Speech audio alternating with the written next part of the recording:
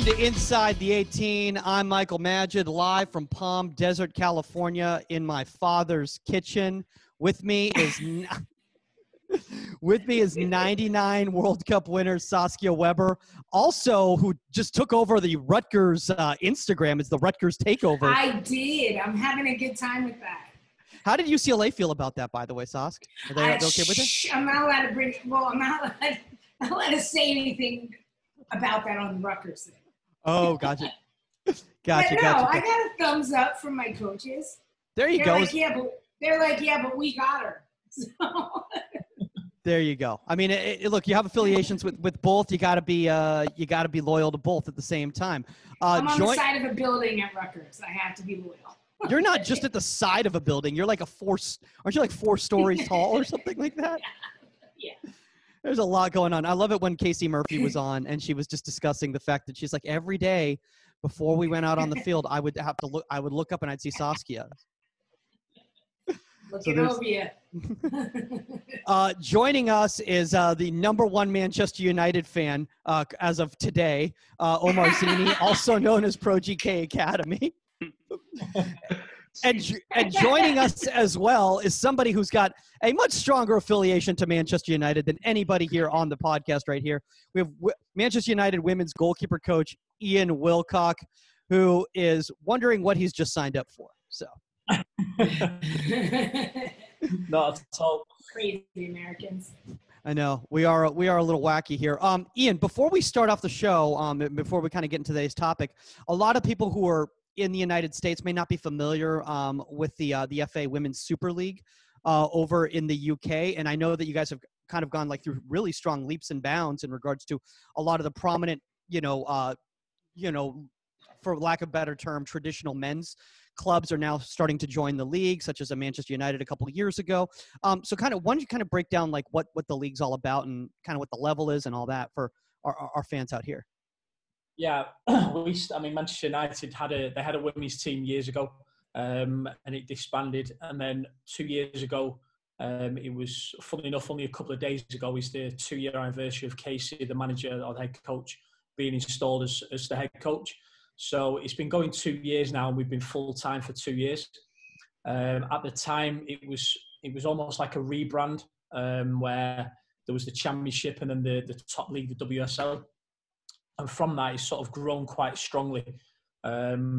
We opened up this season at Man City at the Etihad, and there were just short of 32,000 people there watching, which was fantastic. And not just ourselves, but throughout the league, when there was an opportunity for teams to play at the men's grounds. So, for example, Chelsea played at Stamford Bridge. They were hitting similar targets as well in terms of numbers, 28,000. There were a lot of people coming watching, and they sort of tried capturing it around when the men's gate team was on international breaks. So we were sort of trying to jump on the back of that to go, here's an opportunity for us to come home and see the women's team play. And it's really grown. I think the big thing over in Europe now is as well, Real Madrid is sort of coming to the party as well.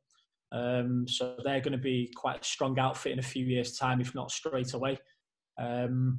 Barcelona obviously are in there, Atletico Madrid, Lyon being probably one of the best in Europe and the European holders at the moment. So the WSL is growing strong. There's a lot of players now coming in, and it's good to see.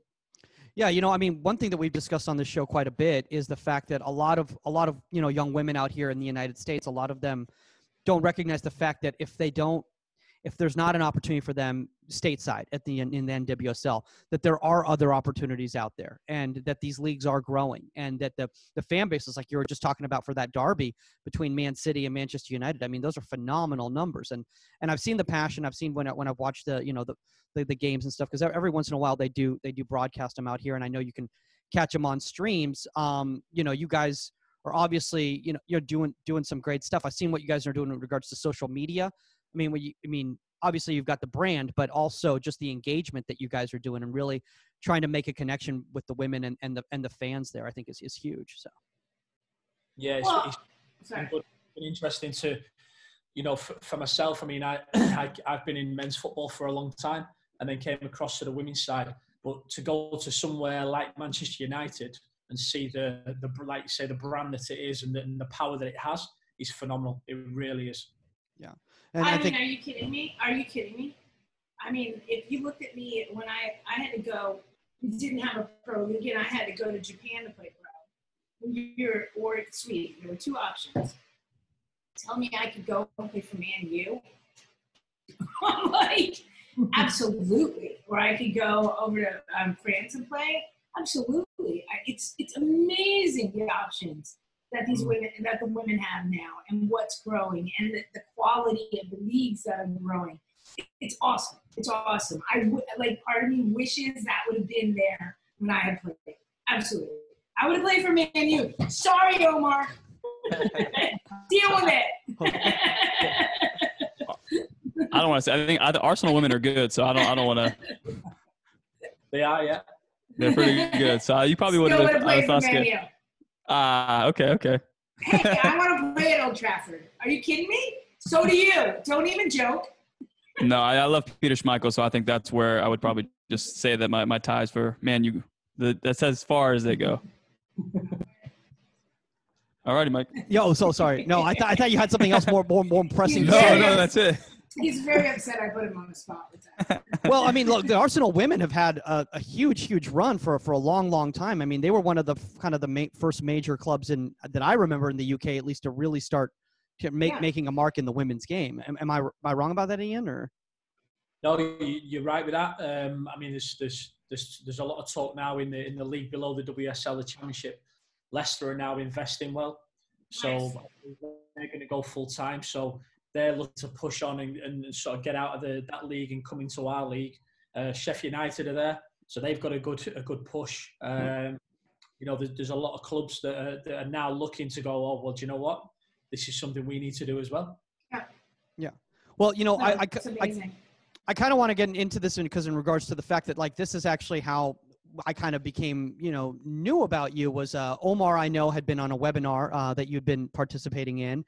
And he had asked a question in regards to dynamic movement and how to help goalkeepers, become more dynamic. I almost said that dynamism.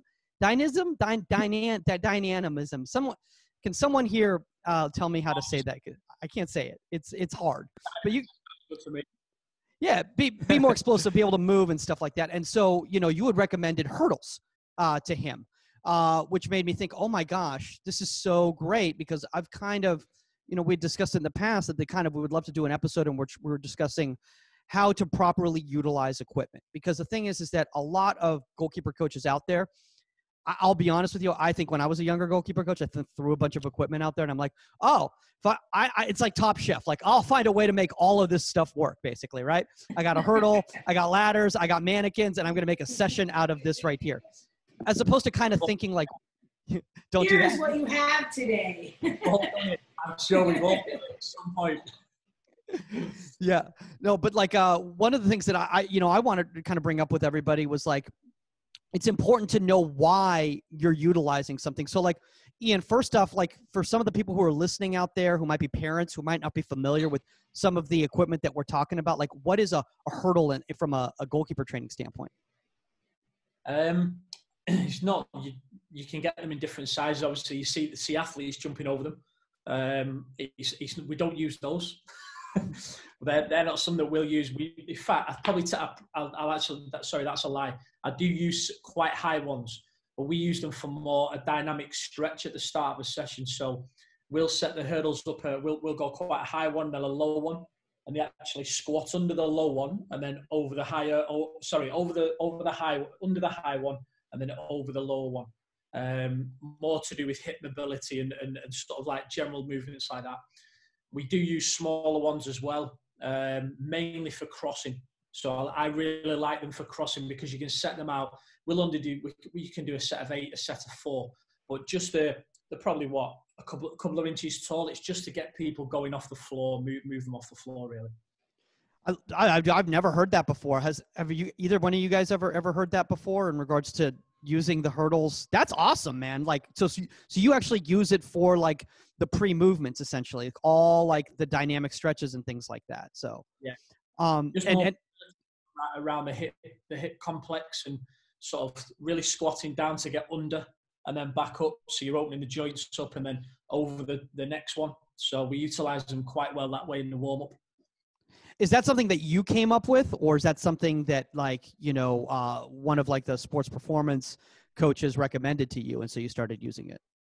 It's a bit of both, really. And that's the beauty of where, you know, at Manchester United, we can tap into people, you know, at the club that have got vast amounts of knowledge.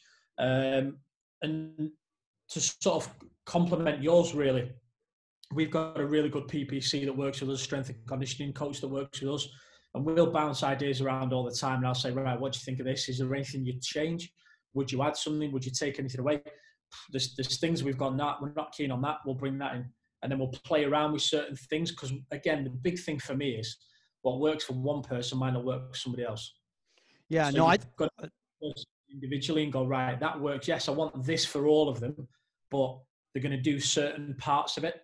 But at some point, that's going to be more beneficial than it is to her. She needs something a little bit more, or perhaps even a higher hurdle to get over at certain points. Yeah, no, we've talked about that, and I think that's one of the things that's really important that you're bringing up right there, is that every goalkeeper has different needs. So if you're always focusing on the fact that, you know, this is what we're doing for the warm up, no matter who it is who we're training, then you're going to kind of miss out on it and stuff like that. So, like, Saskia, I know you're really big on dynamic movement, for instance, and you love your goalkeepers to be able to move and move and move. So can you kind of explain, like, kind of what you mean by that? Because I think sometimes, you know, younger goalkeepers get confused, as we always talk about them being very literal, and they think explosive means exploding as opposed to mobility. No, mobility I'm a big, you know, footwork, period. I've always said, number one save you can make is no save at all. Number two is on your feet. Like, get there. Cover the ground, get set. We went over it the other day about, you know, how to make those little adjustments with your feet. It's like a dance, in a sense. Like, how to make those little adjustments with your feet to get yourself into the right position to make the easiest save possible. And that comes from mobility, it comes from footwork. And then the explosiveness isn't needed, in a sense, unless something really dynamic happens. And so, you know, I work on that, but I work on that in the context of moving. So it's, how are you moving? How is the ball flowing? Everything's game oriented and game like. How are you moving across the goal? Is your footwork proper so that when that shot's about to happen, you're set and you can have nice explosive movement, make the save nice and easy. Yeah. You know, Omar, I know that when you, for lack of a better term, you know, you were brought up in a traditional South American, you know, background before you got to the LA Galaxy Academy, and there was a lot of movement work in there. There was a lot of hurdle work. I know that for when you went to the LA Galaxy Academy, they kind of, you know, refrained from using any sort of that equipment. They wanted you to, for lack of a better term, you know, focus on just your footwork, just shuffling and everything like that. And then as you got older, you started reincorporating those types of devices into your sessions.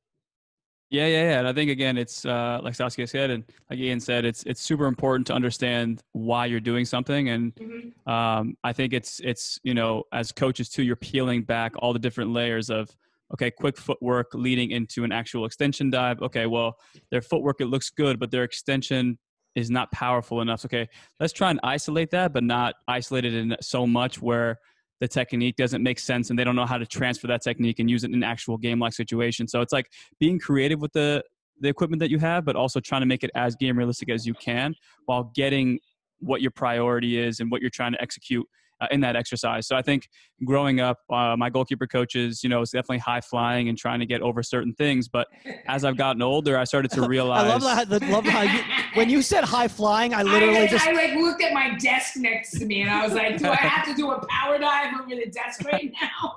Well, no, I mean, that's my uncle used to be my goalkeeper coach. Yeah. Well, so my uncle used to be my goalkeeper coach. And there were times where he had to wrap his knee with like a ace bandage after training because he had knee soreness.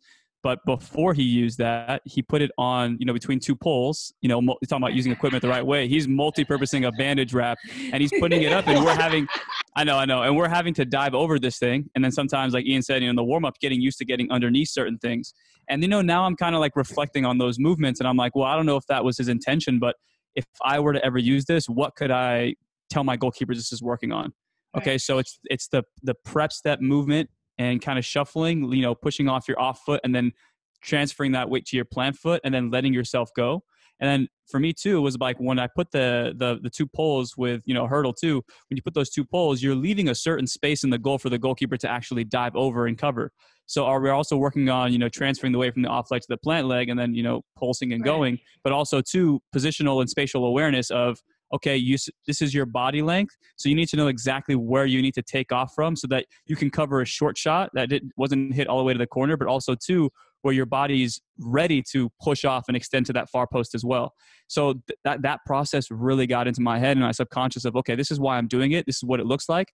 So let me see if I can create it and put that scenario in front of the goalkeeper without, isolating it too much where if it doesn't happen perfectly, like, the way we were doing it in a drill, they're not lost. So I think that's super important. I think, again, that's the skill of the coach to understand how to convey a message, but at the same time too, within the message, not the actual, certain things can get lost within that message. Yeah, I want to bring up something else, and Ian, I don't know if you agree with this, but my whole thing is I need natural body movement. I want you to be an athlete. I want you to understand how to get from point A to point B athletically. How would you get there? Are you going to shuffle across? I hate when you see kids, like, again, the literal thing. Shuffle, shuffle, shuffle, shuffle. Because we told them to shuffle. No, get across the goal. Just run. You're an athlete. Go. Get across there. And then your last, 3 steps, your preparation steps into what you have to do, gather your body, gather your momentum, gather whatever you have to do to deal with the situation. But it's not literal. It's not shuffle, shuffle, shuffle, shuffle, shuffle. Crossover, crossover, crossover. It's like be an athlete. Be an athlete. And I'm very hardcore on that. No, I agree. And I think it's then how we teach that as well. Mm-hmm. So it's then to say, my terminology is arrive under control. So you've got to get from A to B as quick as you can because that ball will travel faster than you do. So when you get from when you go from A to B and you're arriving at B, you've got to arrive under control. So what does that look like? Do you know what I mean? And a lot of people will carry on. And for me, so when you analyse goals many years, going back a few years, you see a lot of people still travelling across. Mm-hmm. Or goes back the other way. Yeah. And then it's still that movement and it's more a flop than a dive. Travelling almost. Does that make sense? Absolutely. Travelling and it's working on those braking mechanisms to go, right, I've got to go from A to B quickly. But then what does it look like when I get to B? I've got to make sure I arrive under control and I slow down. And it's teaching the parts in between. That's the key for me. And I think as good as hurdles are at certain points, I think your natural foot movement without anything there is the key thing. You can attack bungee cords. I find bungee cords are really good for that because they've got to go against the resistance to then break where something's trying to pull them the other way. So they've really got to work on the stability and arriving under control. But I totally agree. They've got to be athletic to get from A to B. Yeah. I think my thing with the hurdles are that the only time I use them, whether I use really low ones, is it's that pop. It's to instigate that pop. It's that set pop, step pop, set pop. And it's not something, you're not jumping when you're setting. That's not what I'm teaching. But it's that immediate, it's understanding timing and that immediate reaction of I've set, now I have to go. I've set, now I have to go. You don't want a goalkeeper that sets, now they're hanging out, and now they go. Okay, because that's when you get the double set. That's when they're just basically stuck in cement. So you want to teach that movement. So it's usually, for me, it's usually like some sort of a footwork, whether it's a shuffle or whatever, into a low hurdle where it's just like to get them into that like rhythm of I'm setting and I'm going, I'm setting and I'm going. And so that's really the only time I use the hurdles is to just get that rhythm. Omar, did you say you wanted to say anything? No, yeah. I mean, to both their points, I think I'm working with a young girl right now, and one of her biggest things, you could tell she's never really worked on game-like stuff because she doesn't know when to set. Like the visual cues just aren't making sense to her. So there are times where I'm like taking a touch and then she's still moving. And like Ian said, like she doesn't know how to have those counter movements under control. And, you know, I'm showing her the film and I'm trying to understand her thought process and having her kind of, you know, not regurgitate, but like tell me what she feels in those moments. And it's still not working. So I don't know, you know, my question to everybody on the panel here is just like, when that happens, I don't want to overcoach it where I'm like, I felt like today I had her this morning and I was showing her and stopping the session one too many times to tell her that, hey, can we not be moving when I shoot the ball? And she's like, well, I don't feel like I am. But I'm like, yeah, but she's not, she's not watching you. True. But what I'm saying is, do I keep stopping the session or do I let the session go, allow her to continue to mess up, keep it on film, and then create this log of data for her to be like, okay.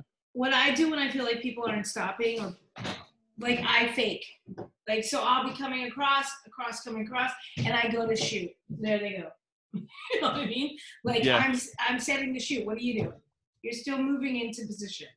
And like we said the other day, you know, it's better to be out of position and set, you know, than still moving. And so like I'll fake and I'll be like, what are you doing? You know? And so yeah, but even after that, like what if they don't, I guess everybody, like if they don't get it, like I've done that a few times where I hit it off the rebounder, it comes to me, I chest it down, I put my foot on it, and they're still kind of like, she's inching forward. Oh, I want to like, watch that. Yeah, and I'm just like, hey, I like I'm off the rebound it, I chest it down, then I stop it. All right. When it's one-on-one sessions, it's very difficult. I just want to point out how big But yeah, no, I think so. My question, I know you have the professional goalkeepers that you train. When you have someone who may be going through some stuff and you're trying to implement certain foundational pieces into them, are you stopping the session, or do you is that a skill set of the coach of like, okay, I've told you enough times, let's just let you kind of sit in this for a day and you just figure it out on the fly? I think that's a big part of it for me. Is I call it a pinch point. So what I'm looking for is the goalkeeper to have that point where they go, I've recognised that now. How long that is, who knows? That's down to that person, and again, you as the coach to point the information out. So like you're saying, if you've got it on film and you keep showing it and say, right, it might be worth just sending her away with it and saying, right, go on, tell me your thoughts every time. And it's having the camera in different positions as well. So having it from her perspective and perhaps behind her so she can see when you're about to strike it, but also from behind you. So when you're just about to hit the ball, what does it look like from your perspective, and what does it look like for her? But it's trying to get to that point again. The skill set of a coach is what went wrong then. Yeah. I love what you just said there, Ian. I'd honestly never thought about that before in regards to the multi-camera angles, in regards to having a camera behind goal and then having a camera forward from striker's perspective as well too, so they can kind of showcase and I mean, see that's literally why we do this show, is because I just selfishly I want to learn. Because Michael's learning every day. You know what I mean? If you've got a phone, or you've got if you use your phone as I mean, I buy them off eBay. They're just a little tripod that's about this big, and like £3 or £4, €3 or €4 are sort of currency, and you can buy a little clamp for it as well, and you can set that up as well. If you've got like a GoPro as well, you can use two different angles to video things from as well. Yeah, I want to talk about this, because what you're talking about in regards to using the hurdles, and Saskia, I love what you said in regards to, I'm not using the hurdles for them to like bound, like you were talking about, like being like athletics, right? Like you don't want them to like literally be hurdling over them and bounding. And I think that's one of the problems that I see a lot of times in sessions. And I was guilty of it when I was a younger goalkeeper coach too. I would make the bound way too big, then they'd set, and it was such a high drop. It's not realistic to the game whatsoever. So go ahead, Saskia. No, who's doing that? Like, I mean, but people are though. I see. Have you been on YouTube? Unless I'm jumping over Omar after he like trips or something and having to land and dive, it's not going to happen. So yes, you're right. So I utilize it more for just to integrate that quick twitch muscle. Like boom, boom, boom, boom. Yeah. That rhythm. The low one for sort of we'll get them jumping forward, but also we get them jumping backwards over it, so to vary their set position. Yeah. They've got to then feel their balance in terms of how. I gotta do that one. And again, like you're saying, Saskia, it's only a small one. We're probably looking at. Yeah, you're looking at super low. Not even that. I mean, yes. I mean, for me, plyometrics. We as goalkeepers, we do metrics in a session anyway. So why add a massive hurdle to get over that? That's just me personally, because you do all that in the gym with the S&C coach. You know, we can add that in there. Right. We, as a goalkeeper, in a session, whether you're doing a phase of play or a small-sided game, you're taking off, your movements are quick, they're explosive all the time. There's enough goes on in there where you don't really need to add the high hurdles to jump up. And again, like you said, Saskia, it's to load that set position so they feel different positions to then explode from there. Yeah, no, it's a rhythm. It's a rhythm you're teaching them. It's like a dance move, honestly. It That's really what is. I said. Like goalkeeping, I always say that sometimes. I'm like, goalkeeping, it's like dance moves. It's like teaching footwork is dance moves. And that, in my opinion, and I agree with you 100%, Ian, it's not about, I'm not here to teach you your plyometrics. I'm not here to do that. We're not out here doing like clean and jerks or whatever you want to do. I'm here to teach you a rhythm and understand your power, how to set, boom, body weight forward so you can react in a certain angle. Quick go, you know? No, go ahead, Omar. No, so again, to everybody's point, I think what we're trying to get at and trying to get it back to the topic, Mike, is that you can do so many things that will put you at a disadvantage that you can never actually use the technique and those little dance moves. You're talking about like actual like plant and push because of the way you're prepping to the actual shot. So that's like the beauty too of like teaching the kids of like, yes, we're going to teach you how to do the not hurdle work, but like, put that weight on your plant foot and really extend yourself. But if you don't get set, you're never going to be able to actually put that foot in the ground. So I think that's that holistic approach when it comes to goalkeeping, letting the kids know of like, you can have all the athleticism in the world. You can be great at everything. But if you don't know how to use that athleticism and then convey that in the right way to make a save, then you're never, ever going to be, at that next level, because there's going to be somebody who couples everything, the awareness of when to get set. And then from there, the athleticism really, really shows.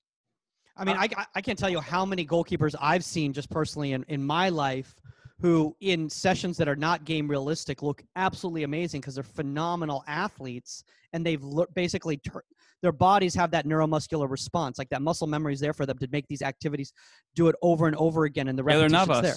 Yeah. Well, I mean, I don't know if I want to go that far in regards to Keylor Navas being a guy who doesn't know how to play the game. Oh, no, not that way. Yeah. I just meant like, okay, can I show you guys an exercise that I saw, Saskia? Hold on really quick, because I'm going to bring something back up to the other day. Okay? Before you play this. Okay? And we're going to go back to the save of Guzan, right? Of Brett. Should I bring that up? So again, my issue with this is I understand everybody's like, he's tall, he's pushing out, maybe he's pushing off of his back leg. My issue is he set after the ball was hit. And so his only way to make up for it, he set late and he pushed off his back leg.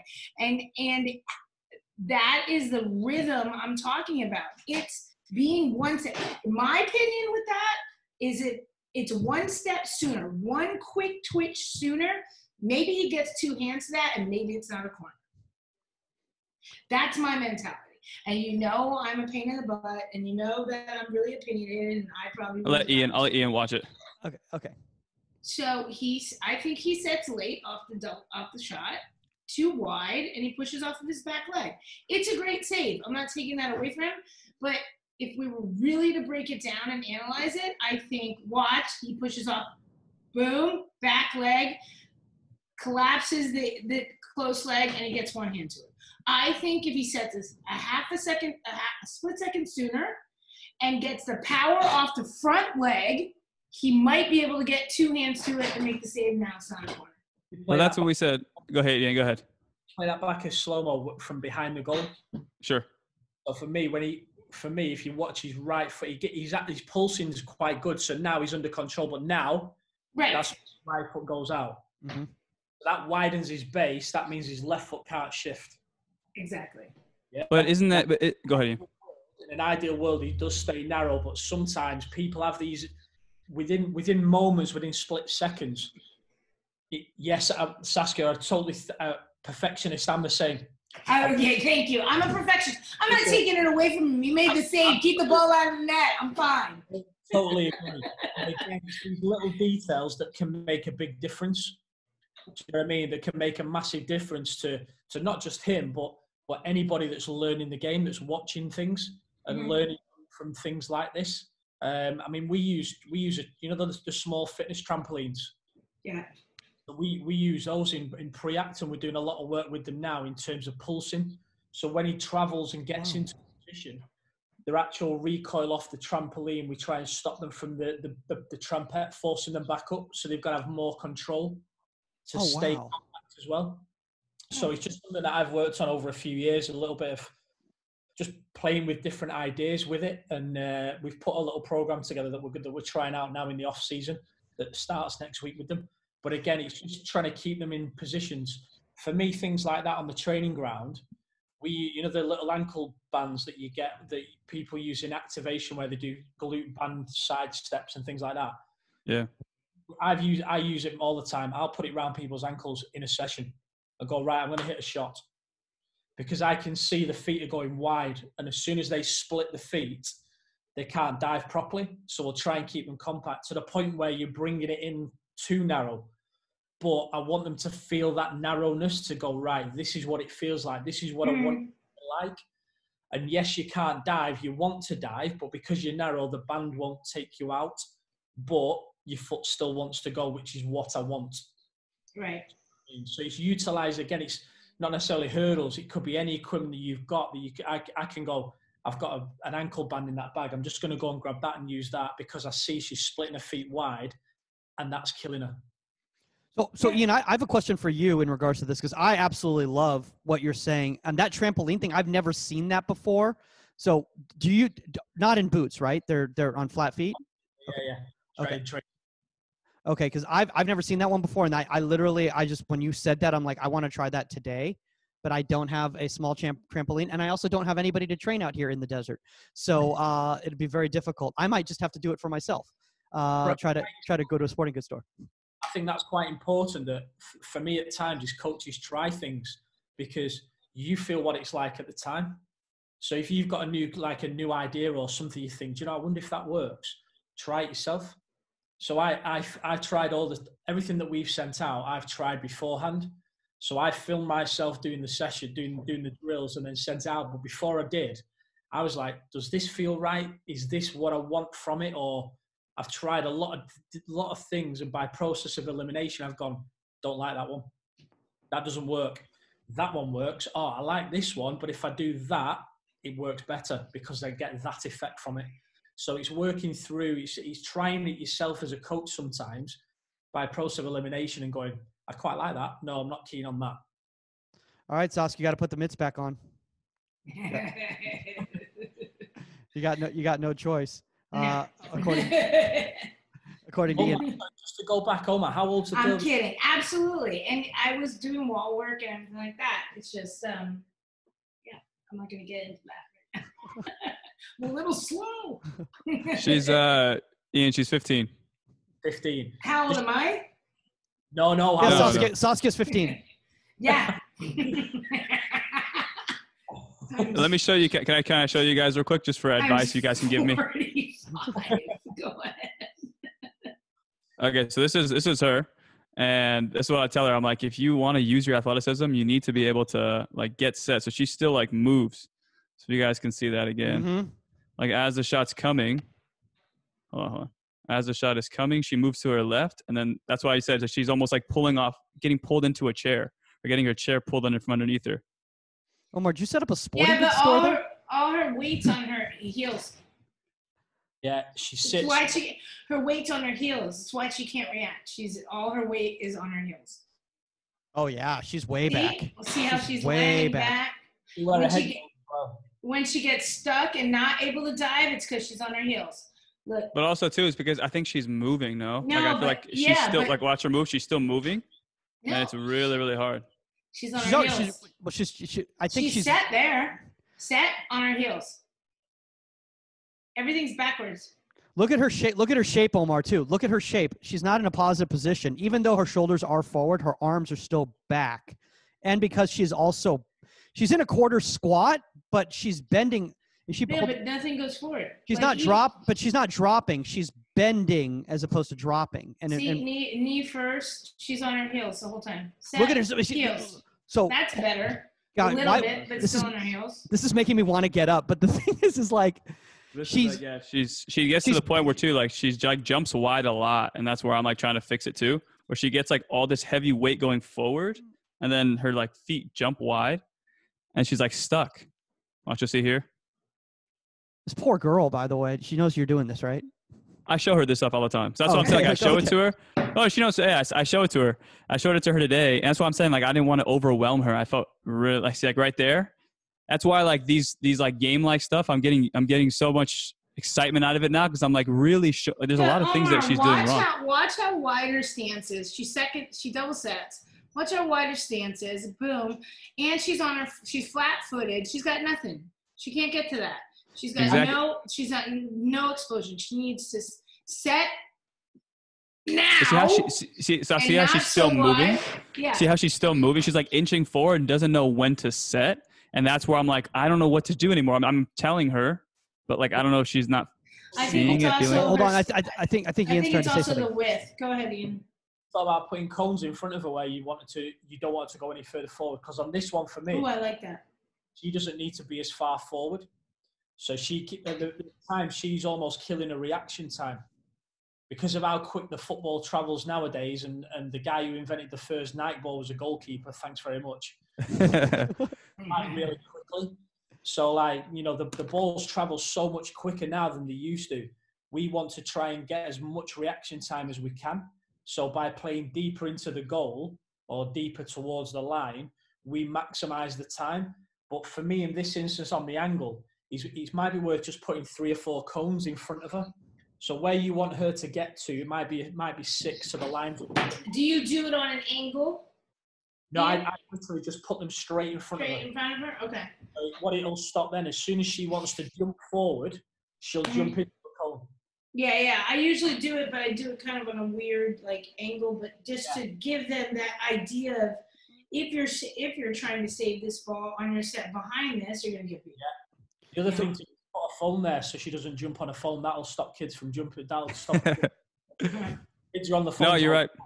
No, so Ian, are you saying it's more of a subconscious thing because the visual aid right there is just her body naturally is not going to want to go past that barrier, quote unquote? It will to begin with because she'll want to jump forward, which is what at the moment she naturally does there, and she splits the feet so she goes forward and sideways.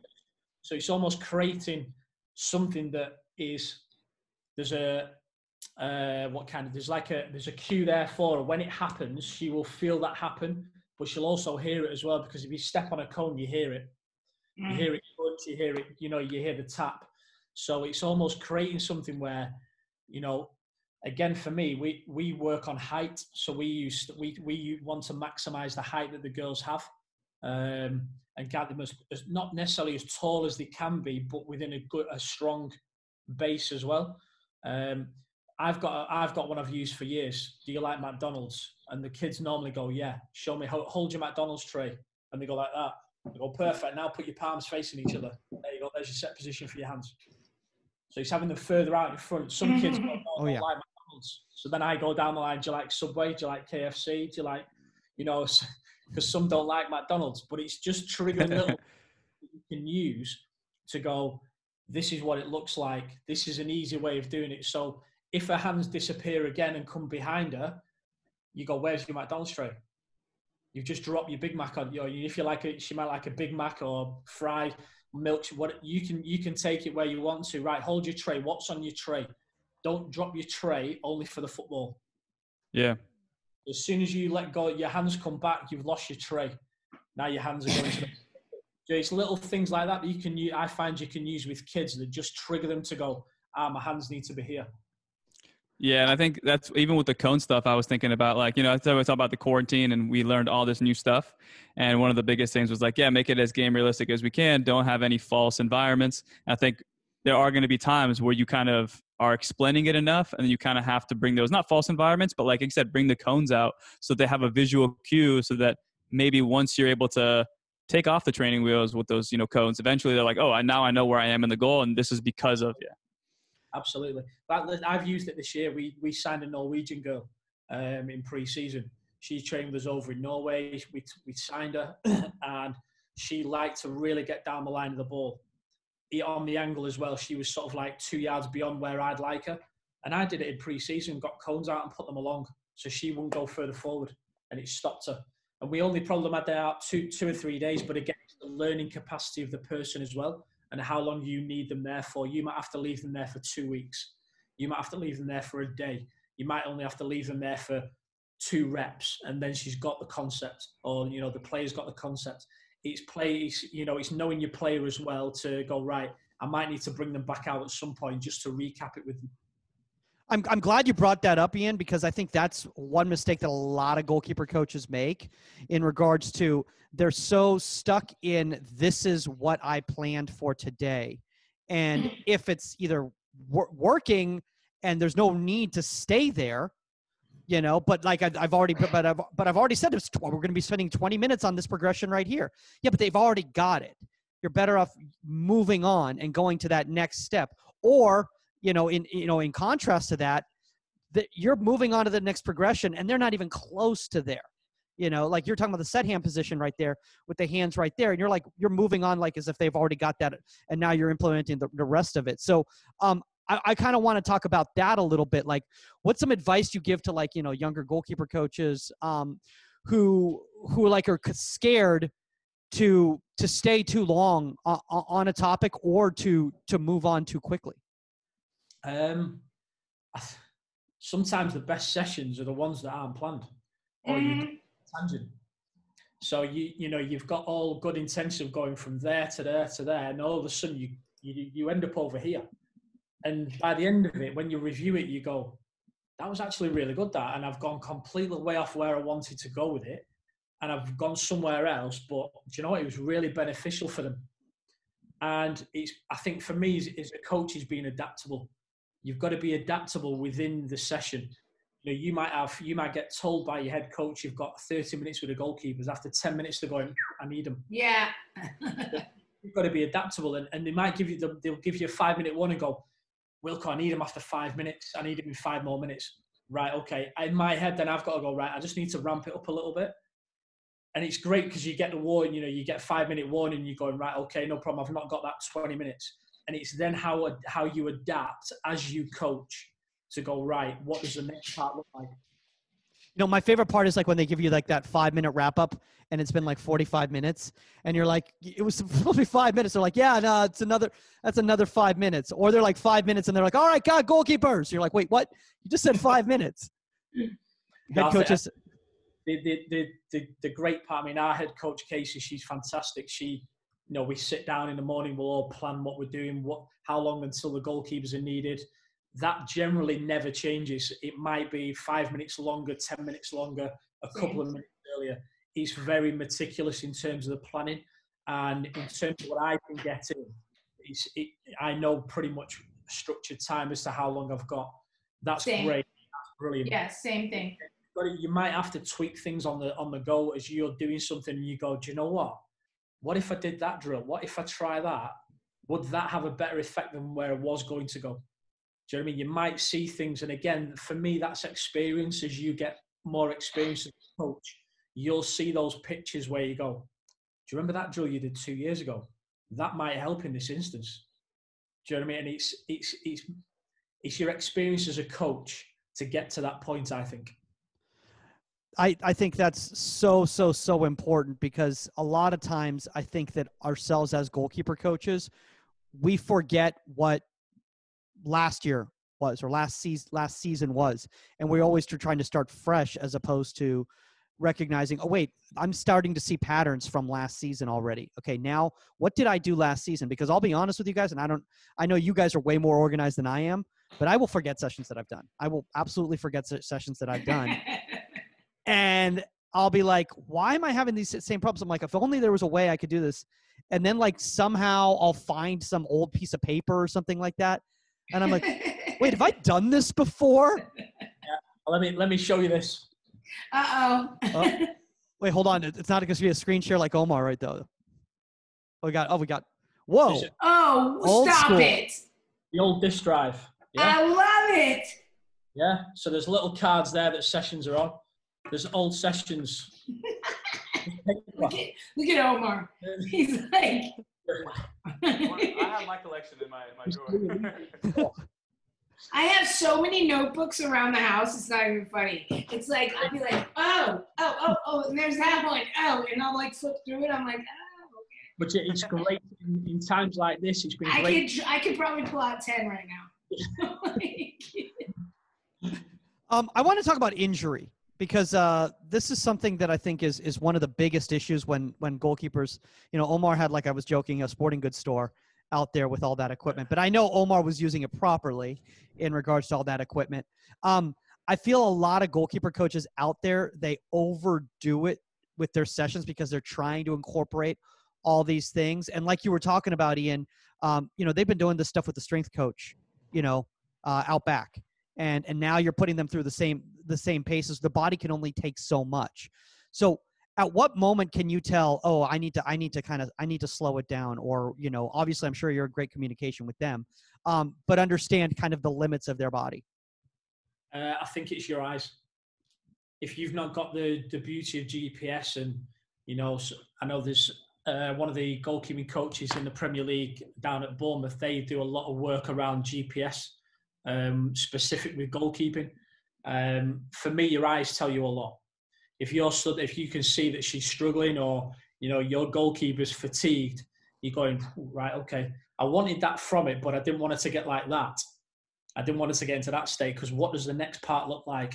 Am I going to really blow her up in the next part because I'm going into crossing and I wanted to do 6 reps, 8 reps, whatever it is you're going to. I think we do need them to be robust as well in terms of being able to perform on a Sunday and then a Wednesday, which is our aim. Obviously, we're aiming to get into the Champions League in the next 2 years, 2-3 years. They're going to then play Sunday, Wednesday, most weeks of the season. So we need them to be robust. But I think your eyes tell you a lot as well. And one thing that we're sort of monitoring this season coming up is how they feel they've performed after each session, and we're going to create graphs for it. But again, the level of difficulty, what it looks like after. So if they give an RPE of, say, an 8, tomorrow might have to be a 6 or a 5 in terms of just bringing the tempo down and the intensity down on it. But I think within a session, I think your eyes are the biggest learner for me in terms of knowing what your goalkeeper's like, knowing where they're at, and being able to manage that within. I think that, that is, really simplistic. I think one of the problems that I've seen in regards to that is the ego. I think coach's ego gets in the way and they go, no, I can fix this. I can make this work, rather than recognizing like, it's not going to happen today. It's not going to happen today. We always are trying to, or a team coach coming over and being like, well, I told you I needed to work on blah, blah, blah today. And that miscommunication where, you say, you said, yeah, but to be honest with you, I just don't think they're at that level of that today. And then the coach being willing to listen to you and realize that you know what you're doing. Obviously you're coaching at extremely high level, but a lot of coaches out there are working at youth clubs where it might not necessarily be as professional. So I think it's great for them to hear from somebody like yourself, because then they can relay that information back and be like, hey, Ian Willcock at Manchester United said this, or and then they can blame you. They don't have to blame that goalkeeper person. I feel like every time you say Manchester United, Omar has like he like cringe. He has a tick. He's like, there's that name again. Did you ever think? I have to take a photo of this for like history. So like I'm taking a screenshot, so it's behind you. Oh my god. Did you ever think there'd be a red devil behind you, Omar? Exactly. No, but I'm gonna throw it in your face every once in a while. That'll be my new screenshot in the background. Bam. just the menu. You've got a head coach as well that's understanding, because there's times where I've gone, she's done enough, I'm going to send her in. Mm-hmm.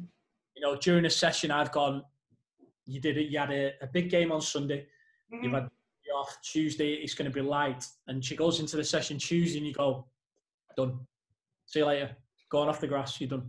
And it's the communication with you and the head coach as well, but it's also knowing your player and knowing what's gone on and where you're up to. And again, I think sometimes it is like you've said before, sometimes it might be I've worked with head coaches before where they've gone, no, I want them out on the grass, need them out here. You know, 2 days later they've got injured. And it could be from that session. It might not be. We didn't have the evidence to back that up. There was nothing there, but it could have been. When I've worked in the men's side. But it's important that you've got that understanding with you and your head coach to go, nope, she's done enough. I'm going to send her in. She's fatigued today. It's important to do that, I think. I think a lot of it is a lot of times is like head coaches, like when they get the goalkeepers too early, like it throws their session off. So they're like, I don't know how to incorporate this goalkeeper. And that's just a lack of coaching education, in my opinion. I think, we've talked about this on this podcast, how important it is. And kudos to any team coach that listens to the show to learn more about the goalkeeping position, because I think it's extremely important that you understand how whenever you get an activity, how you can find a way to incorporate the goalkeeper into it because of situations like you're talking about right there, Ian. Yeah, Mike, I think the biggest thing you taught me too was like the difference between a goalkeeper coach and a goalkeeper just a trainer. And I think that was the trainer one is you don't have those experiences to understand, like Ian's saying, to use the visual cues of like, okay, my goalkeeper had a tough game yesterday. So maybe the idea of the session is good, but the timing is completely off. So maybe like Mike said, the ego, just put the ego aside. Like, you know what? Maybe I was off. Maybe I was a little wrong today. Maybe I misjudged this. Okay, we'll do this another time. But it's just like understanding that the experiences and why coaches like Ian, Saskia, Mike, you as well, like get paid the way they do. And like there's a certain level of experience that needs to understand not just the training side, but the actual like caring of the player and what their best interest is. I mean, look, I'll be non-self-deprecating for a second right here. Really honest, I don't know what paycheck you're talking about. It's okay. My goalkeeper coach used to always say, like every time he would make an adjustment or say anything like that would change, like I would figure it out right. Like, oh wow, that's probably the right way to do a front dive. He'd look at me and say, "That's why they pay me the big bucks, Omar." And now that I'm getting older, I'm realizing he was lying. I don't know what he was saying. Such a lie. But I will say this because I want to talk about sessions for a second right here, and I'm going to say something non-self-deprecating about myself. A lot of times people will see a session that I've put together, and they'll go like, "Well, that looks pretty simple. That doesn't look that complicated. It doesn't look." My last goalkeeper coach at my last club, we were doing this and this and this and this and this. And I said, "Yeah, but the game is simple, and like you need to find out what are the demands of the game, like Nathan Thackeray always talks about from NC Courage, and recognize based on those demands, put a session together that's going to work for that, and build from that. You don't need to overcomplicate it. And one of the things, Ian, that I like about when I've seen some of your sessions, online that have been out there, is that, for lack of a better term, minimalist. You're making sure that everything makes sense before moving on. And it also is all game realistic, even when you're incorporating equipment. And I want to talk about this with the whole panel right here. Is like, I'll direct this first to Ian though. Like, do a lot of goalkeeper coaches just kind of rely too much on the session to teach the goalkeepers? Like Omar was talking about goalkeeper trainer, right? I think there is a difference, and I think Omar's completely right. There's people that go out there and just put a session on. There's people that go out there and coach. There's people that hope to use the equipment to teach. The game teaches the goalkeepers, but we've got to help them to learn the game. So put them in positions where, for me, it's, there's different scenarios that you can work through. So, for example, I work on unskilled, unconscious, and we come all the way down to without even unconscious skilled. So without even thinking about it, they do it. So, there's a process to go through to get to that point, and your sessions and your information and how you get them to learn is massively important within it all. For me, if you're using command all the time and you're telling them, right, this is what I want you to do, is that going to work? Are they going to switch off? I love asking questions. What do you think about that then? How can you make that better? How could that be better? If you had that again now, exactly the same thing, what would you do different? And that's you as a coach and your skill set getting across what you want from them or what might be better for them. At times we're salespeople. We're selling something. It might not be, you might get a bit of resistance. Well, I don't like that technique. Okay, we thought about trying this. Let's just give it a go and see how it feels. You might not like it. That's okay. But again, they might go, that's all right. Brilliant, no problem. Okay, let's give it another go. Let's try it. Okay, and there's the buy-in. So sometimes it's not forcing something onto somebody. It's then how you sell it and how you put it across to them. But it's the detail within the session as well. We have brilliant analysts working with us. They provide us with information about the teams we're going to play. So my sessions towards the latter end of the week will look similar, or will sort of like build into account what we may face on the Sunday. So you might have a right-footed left winger who likes to cut in and cross in swing. So we'll work on that when we focus on crossing. Be ready for this. This is what they might do. And the thing in the women's game, because of the squad numbers, you don't see much change in the personnel that play. There's normally 1 or 2 changes. In the Premier League, you can see like 7 or 8 changes. In WSL, you might get 1 or 2, perhaps 3. So the structure's pretty much similar. They might have a different sort of strategy on the day, but most teams, what they're going to do within the game. So you can sort of prepare for that. And that then is what your session looks like. And it's, right, be prepared for this. This may happen. This may be something that comes up on Sunday. So you're painting the picture as to what might happen coming into the game. No, I think that's a really good point. I never thought about that fact in regards to and I didn't know that. I didn't know that in the WSL that it was a little bit more less turnover. Is that even because you were talking about playing in Champions League and stuff like that? Like would that change things up for you guys, for instance? It could do, yes. It could do in terms of numbers, but again, there's a lot of strength in there. So it's knowing. We know a lot of teams what their lineups look like. There might only be 2 or 3 tweaks here and there, but again, at the start of next season, we'll have to see who signed who, and early on you might get different changes, and then it settles down there. So it's your pre-information really into the games that you're coming into. But like I say, that can then go into what your session looks like. Yeah. No, I want to talk about this right here. I want to talk about kind of like, what advice we kind of give, because we've been talking about, a lot of the ways to make sure that these sessions are still game realistic, that you're minimalizing the equipment and you're using them for the right way.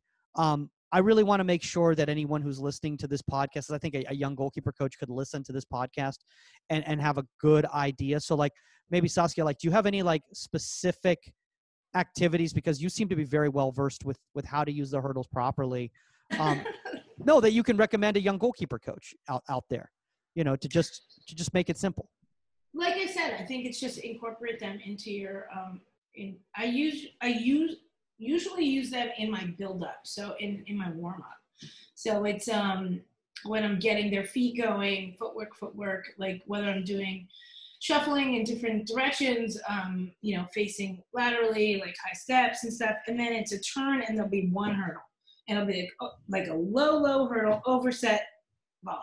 Overset, pass, volley shot, like pass shot.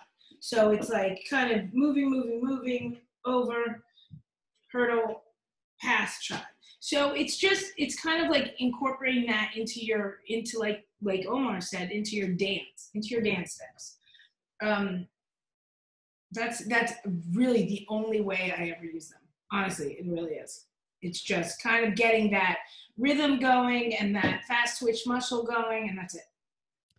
Ian, what about because I know you guys do use rebounders, and obviously, during this time period, we did have the issue with I like rebounders. with the Saskia's pro rebounder right there. I am, and especially I wish I could have given all my kids a rebounder, just in this situation. Like half my kids don't have anything to kick off of, you know. So if I had something like a rebounder, it would be at least something, you know. But do you think the rebounders can simulate the service that another goalkeeper is going to give, or do you think for certain activities you need to have an actual server serving the ball? Are you asking me? I think your best thing is always to have an actual server serving. I'm asking anybody. I'm asking. Yeah, I'm asking anybody. No, first of all, nothing can simulate the swing and the set and the timing of a person's body. Nothing. So, you know, that's what you want your goalkeeper to see at the end of the day, period. You want to see somebody step up to strike a ball. You want to see them get a hiccup in, touch a ball, then take a strike. That nothing can simulate that, period. That is the number one thing, hands down. I mean, personally for me, and I don't know how everybody else here feels, but I like to use rebounders for activation. I'll use rebounders for the first activation before we move on into the next movement in the, you know, in the play. Ian, anything you would want to add, or anything similar to that? I think the rebounders are good, especially in sort of the times that we're in. I know R3 had them early on, and we're doing drills with them just to get that, keep the hand-eye coordination. I think depending on what you're trying to get out of your sessions sometimes, and depending on how many goalkeepers you've got, they can be of use to sort of, we like to work hands, so we like to work the hands from different positions. So, for example, you might get a rebounder in front of you. You get the goalkeepers to throw the ball against the rebounder. They catch it here, and as it's caught here, you're then firing a low ball down to their left. So the hands are traveling from a higher position than what they would be. So it's just getting the speed of the hands going as well. So, again, like Saskia said, as an activation, as an early drill, it's good just to vary the height of where the hands are to then get them going lower. Do you know what I mean? That's just a little example that I can think of. Mm-hmm. And using things like that just to go, well, as soon as your hands have gone there, you might have time to then drop you to then go, or you might just have to go straight from there. What does it look like? How did that feel? Right. So we need our hands here now, that in your normal game. And it's just more activation and just playing with hand positions to get the sort of the sensories going with it. Yeah. What about deflectors though? Because I know they've become very, very, very popular, and I know I've seen them at the professional level. You know, a lot of people are using deflectors because of the change of direction, and that's so big in the pro game. Obviously, a lot of shots come off deflections. Rarely is it a clean ball. I love mannequins. So you have the plastic mannequins that are just straight, but we have the air mannequins as well, and we try and fly them off those all the time, and we have lots of fun with it, especially when the weather's wet, which it is quite a lot over here. In terms of flying a ball onto it, and it changes direction, and then the reaction saves and the hand movements from where they're going to and from. So I like them. I think there's a lot of them out there, especially like the handheld ones as well, where someone kicks the ball towards you and you can change direction. They're good in terms of second 6 yard saves. So sort of cutbacks and crosses, they're very good to use from there. But again, if you can't get them, it's just sort of utilising what you've got. You know, I used to throw the ball up and punch it down as if it was a header. You know, because every time you punch it, you get a different contact, especially using different parts of your wrist. So, you know, it's being as creative as you can with what you've got. But deflectors are good. I like mannequins because putting bodies in the way, we use it as we use two mannequins. So we'll go, right, is that one a help or a hindrance? So is that helping you protect the goal, or is it hindering your sight? If it's helping, what part of the goal now do you have to look after? If it's hindering your sight, what do you need to do next? Do you need to duck a little bit to see the ball? Do you need to move to see the ball? What's your process? What you're thinking? So that's sort of two that when we use a couple of mannequins, is it a help or a hindrance? And it's game realistic because the ball moves. Oh, there's one mannequin. As it moves again, it's now turned from a hindrance into a help. I see. I think that's something that I didn't even think about, is that movement changing up of using a handheld mannequin, because yeah, I mean, stationary, and that's one of the issues I've had. And I don't, I know we've been going for about an hour now, so we'll start wrapping it up here. But one of the issues that I've had as a goalkeeper coach, and I don't know if Omar and Saskia can attest for the same thing too, is a lot of times I'll set up mannequins, and because of the service, they've completely changed the usage of those mannequins. I tend to use players. Yeah. More than anything. Yeah. Like, especially when I have a crew of 5 or something like that, they're rotating. And so now I have live players that are mannequins. I'm like, you're live out there. You can run around, do some stuff. Like, you can tip the ball if you want. Do what you gotta do. And I'll tweak that and everything, but I use, as much as possible, I use real players. Omar, I saw you had the mannequins out there, so I'm sure you're pro mannequin there. No, I am, and I think just from any coach that I've spoken to, they've pretty much said a lot of what allows them to be adaptable to change the session up is obviously being extremely organized prior to it. So again, getting out there early. Even sometimes, I think Jack Stern told me he's sometimes gone out there, set everything up, and he realized, you know what, let me veer a little bit this way because I feel like the way I drew it up didn't come out the way I wanted it to. So I think for any young goalkeeper coach listening, understand when and why you're going to use the equipment. And then once you do that, be super, super organized and like meticulous of how you draw things out so that once you get out to the field, there are no surprises. And if there are, because you're so organized and so prepared, you can adjust on the fly. And I think for me, I like to use the mannequins just so I can, like Ian said, just create a little bit of like a depth perception or like, make them understand, okay, I touched the ball around here. That was the defender that was on the top of the 18, took it around them. Now you'd have to advance yourself a little bit more to close down the angle versus just running straight at them with nothing. And I touch the ball to my right. There's not as big of an adjustment because they've seen the ball the entire way. So it's understanding all that. And I definitely have made a lot of mistakes, but I film all my sessions. And when I rewatch them to show it to the kids, I rewatch myself and I go, man, that wasn't realistic enough, or maybe they weren't ready for this, and maybe I needed to use a rebounder in the activation.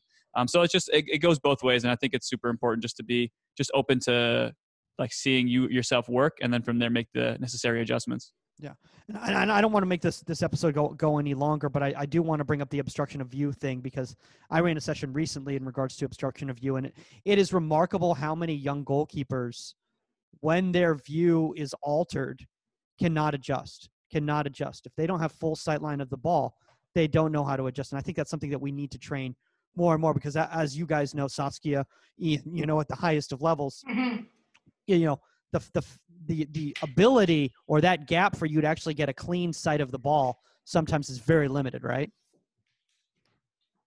Yeah, I think it's one thing I totally agree with Saskia. If you can get players involved, it's even better. For me, the mannequins are great, but the stationary, which is a little bit unrealistic. For me, I mean, my ideal world would be a mobile mannequin. There it is, Ian's mobile mannequin. Here's my next one, right? And patent pending right there, right? Whether it does like that, I don't know. We'll have to see. But the automatic lawnmowers that you get now? Yeah, the Roombas or whatever they're called. Why don't you put a mannequin on one of those? Yeah. Oh my gosh, I never thought of that. But I've got to find a way of getting one on there. This is I think outside the box all the time. I'm trying to find is there something I can do that's going to help that can mean it's more realistic. That's probably one that I can think of. But is it clean in the field or is it getting in the way of the goalkeeper? What it is, it's killed two birds with one stone. It could cross as well. But I think it can be more realistic to what we're doing. If you've not got access to players, how can you make it more realistic and attaching something to one of those so it's moving across the line of the goalkeeper? Even like your other goalkeepers, like you said, Saskia, we'll do drills where I'm firing a ball down the middle of the goal, and I get the other two goalkeepers to cross over. Yeah, so they'll cross over, or you start studying the line of the ball, and then they move out as I hit it. So it's just to disrupt that, absolutely. Line of vision, yeah. Yeah, absolutely. I do that all the time. It's really fascinating. They kind of love that drill. And so I start nailing them in the hip and stuff because they don't get out of the way. I think one thing I've noticed is, especially when you're working with the really young ones, in regards to when you're doing activities like this, is that how many young goalkeepers, they can't make runs. They literally don't understand how to make runs. So like you basically have to like telegraph these runs for them. But then the goalkeeper starts figuring out the runs that they're going to make, and then they start anticipating, you know, or compensating in one way. So, you know, I think if you can use these robots, I feel like they almost might even be a little bit more beneficial if you're working with the like younger Ian ones. bots. The Ian bots, yeah. Ian bots. Ian bots for like 9 and 10-year-olds, right? Look, he's like, I did it. Ian bots. Oh boy! By the way, Ian, I think you're going to end up being a clip this weekend I love it. in social media. We're going to have to definitely put this out there. All right, guys. Well, we're gonna start wrapping up. I'll keep working on the name for you. It's a good name, that one. I like it. We'll start wrapping up because Saskia is literally melting. It's very, very warm in Los Angeles right now, and because I'm in the desert, they just air conditioning is just a thing here. It's just a thing. So maybe I'm going to stay here a little bit longer. That would be a good idea, actually. It's a nightmare here. Oh well, that's well. I don't feel bad for you. Just stop. Okay. All right. We'll stop on that one. As my stepmom is calling right now, asking, by the way, because the house cleaners showed up while I was sleeping. Turn the air conditioning down. You're wasting money. So literally, what happened is this morning, I hear these people in the house. It was really a joke. And then all of a sudden, there's the door swings open while I'm sleeping, and they're like, "Oh, I'm so sorry." And apparently, they'd had the house cleaners were going to come because they thought no one was here at this home whatsoever, because they thought everyone was supposed to have left this weekend. Everyone was supposed to go back to their lives, and I stayed. And so the house cleaners came, and it was an awkward moment. And I don't know where that story's going, but I wanted to share it with everyone here. I don't either. All right, Ian. Thank you for taking all this time for stuff on the show here. If there's anybody out there that wants to know more about like what you guys are doing with Manchester United Women, or I think one of the great things is like when you've done these types of things and the webinars and all that is you're giving back so much to the goalkeeping community. Where's the best place for people to reach out to you? Twitter and Instagram's good. Ian Willcock GKC on, I think that's the same on Twitter and Instagram, I think it is. But yeah, anyone, please get in touch. Omar, you got in touch and asked some really good questions after the webinar we were on. We've had it from before, so I'm an open book. I'm more than happy to help people. So if anyone wants to get in touch, please feel free just to drop me a line. Is there anywhere where you can watch some of your activities online? Like, do you have a library that you have currently going? I'm very close. He's got all those papers. Well, no, we have sessions. That's obviously for Manchester United as well. So we won't show any of those. But there's definitely one from when I worked at Barnsley on YouTube. I worked with the first team at Barnsley. A clip on there. Is that the Spain? Is that the Spain trip? Is that the one that you're talking about? Yeah. Ian, I want a Man U women's T-shirt so I can wear it in Omar's face all the time. What, Omar? Are you okay? Yeah, no, I'm good. Okay. Do you guys have any American players, Ian, at Man U? Over here, we have you have to have a license to sign non-EU players. It's actually why I got my Dutch dual citizenship. Mm-hmm. So you could play in Europe? So I could, but I retired before I did. Yeah, that's why I have my Dutch passport. They quite a lot of people do that. They get dual passports, so it allows them to do that. But no, you have to buy a license to then sign non-EU players. Gotcha.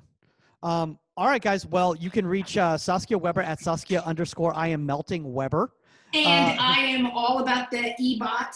So yes, EBots.com. Obviously, Omar Zeenni at ProGK Academy_ or at biggest Arsenal supporter in the world. who's still upset. Remember, guys, contact at Inside the 18. That's the number 18media.com if you have a guest suggestion or a topic suggestion. This episode came because of a topic suggestion by a coach out there. I think it was Julian McColta. So if Julian, if you're listening, I believe this was your topic that you wanted to have brought up. So see, if you reach out, guys, we will make it happen. Absolutely. Kim Campbell, what's up? Say hello, Kim Campbell, at Goalkeeper Podcast on all social media platforms. That's all the time on Inside the 18 today, guys. We are out.